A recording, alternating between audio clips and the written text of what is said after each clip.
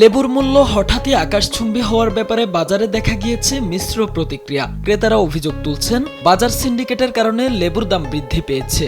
কিন্তু এই জিনিসটা যদি এত দাম হয় তাহলে মানুষে খাবে কেমন? আমি নিজে খাই না, আমি লেবু খাই না।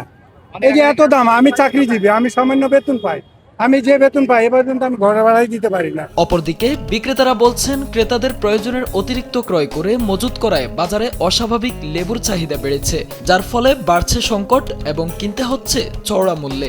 যখন 5 আলি 7 আলি 10 আলি সংকট করে কিনে নিয়ে ঘরের গোডাউন করবেন, তাহলে আপনি অবশ্যই বাজারে একটা প্রভাব পড়বে, আর প্রভাব পড়লে অবশ্যই ব্যাপারীটার দাম বাড়বে। যারা আগে দামটা কিনছে হেরাডি খাওয়া শেষ করে নেই, আইতে পারে না, এই কোনো দাম কমে গেছে, বুঝছেন।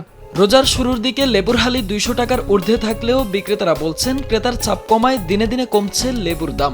কিছুদিন একটু বেশি ছিল, আমরা একটু লাভ করছি, কিন্তু আজ 2 দিন ধরে আস্তে আস্তে ক্রেতা সংকট দেখা দিচ্ছে আর মালের দামও কমতে শুরু করছে। লেবু পাইকারি হইলো 15 থেকে 16 টাকা পিস, পার পিস 16 টাকা 15 টাকা নিচে কিনি না।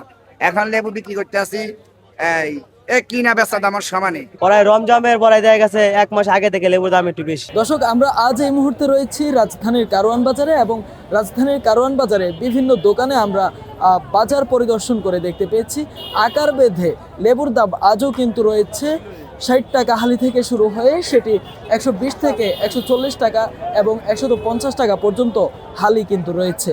ক্রেতারা বলছেন, নিয়মিত বাজার তদারকির মাধ্যমে নিত্য প্রয়োজনীয় দ্রব্যমূল্য স্বাভাবিক রাখা সম্ভব। মেহেদী হাসান বাপ্পি, দেশ টিভি, ঢাকা।